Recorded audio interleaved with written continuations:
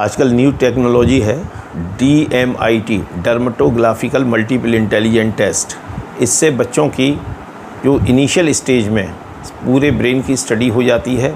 इससे left brain right brain के बारे में मालूम पड़ जाता है और बच्चा के ब्रेन की स्पीड, न्यूरॉन्स की स्पीड के बारे में ज्ञान हो जाता है।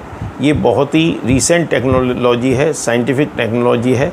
इस DMIT के ज़रिए बच्चों की पूरा उसकी IQ, AQ, SQ क्या होता है, उसको क्या अच्छा लगता है, क्या अच्छा नहीं लगता, कितना उसमें ब्रेन की स्पीड होती है, क्या ब्रेन के दोनों लोब्स होते हैं, ब्रेन के अंदर किस तरीके से एसोसिएशन है, इस सब के बारे में मालूम पड़ जाता है।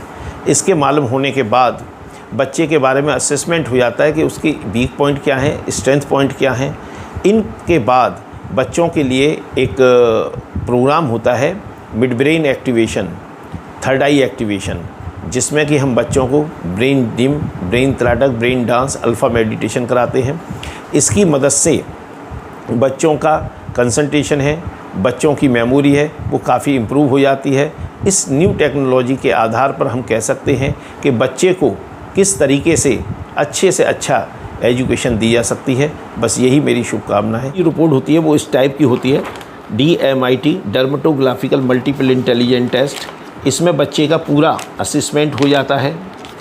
ये बच्चे के बारे में पूरा कि बच्चा किस तरीके से इसकी लर्निंग स्पीड किस तरीके की होती है, बच्चे का पर्सनैलिटी किस तरह की है, बच्चों को लर्निंग स्टाइल किस तरीके से हम कर सकते हैं, बच्चों के स्टडी ट्रिप क्या होते हैं, प्रोसेसिंग क्या होती है। ये सबसे बड़ी चीज़ होती है लर्निंग स्पीड, जिसे न्यूरॉन्स की स्पीड कहते हैं। इस बच्चे की आउटस्टैंडिंग है। बच्चे को किस तरीके से पढ़ाना चाहिए उसके बारे में मालूम पड़ जाता है।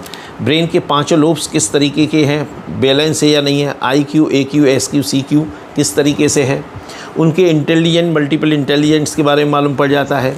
इसको हम किस तरीके से, अगर वीक पॉइंट है तो उसको किस तरीके से इम्प्रूव कर सकते हैं।